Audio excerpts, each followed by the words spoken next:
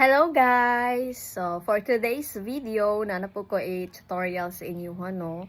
So, kabalo pa mo guys, di ba hilig man jud ta magbutang sa ato ang story og my day, di ba? Sa ato ang maghilig ta mag-post sa ato ang story og my day. So, di ba ato ang pakabalo is one day lang na siya. After one day, mawala na.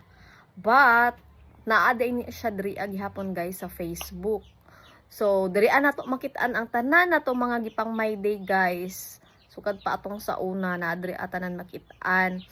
So, ako ang ipakita sa inyo kung asa dapat makitaan diri sa Facebook. So, kini siya guys, atong mga my day, pwede nagihapon ni nato siya i-remove sa Facebook, pwede nato ni siya i-delete, or pwede na nato gihapon nato ni siya i-keep. So, let's go! Ayan, so naanatadre akaron sa ako ang Facebook. I-click ang tulo ka dot guys, and then i-click ang archive. Ayan, so diri na to makita na tong mga stories. So i-click na tong story archive. So mao ni siya ang makitaan guys na diri tanan. I-click na ko ning March 9 na stories na ko. So ayan, makitaan ninyo guys.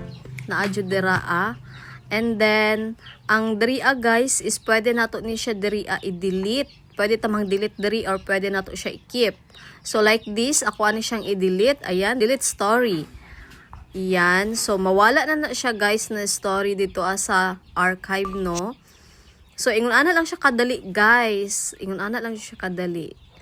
Pag i-click na ko ning setting, so na nakabutang diri save to archive. Pag naka-on na siya guys, dara jud mabutang ang tanan natong mga stories. Og naapo diri ay trash guys, i-click nato ng settings, no. So ang trash dira nato makita ang ato ang mga gipang delete na mga stories guys. So mao lang to. Thank you for watching.